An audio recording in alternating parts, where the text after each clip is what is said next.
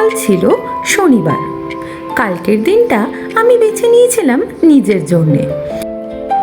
সারা সপ্তাহে সংসার, অফিস সমস্ত কিছু সামলে নিজের জন্য আর সময় বের করে উঠতে পারছিলাম না। 2 মাস আগে যখন কাশ্মীর গেছিলাম তখন খানিকটা নিজের শরীর নিয়ে পরিচর্যা করেছিলাম। তারপর থেকে 2 মাস হয়ে গেছে নিজের জন্য কিছুই করার সময় পাইনি।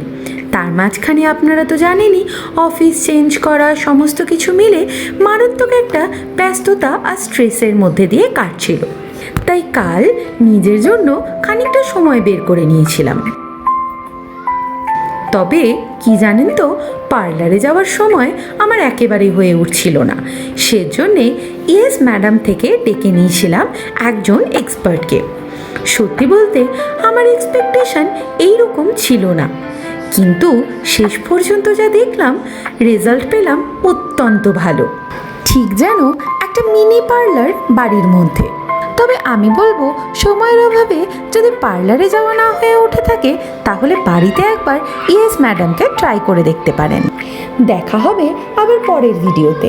আমি সৃজা, আর আপনারা দেখছেন একদিন এক গল্প রং তুলি।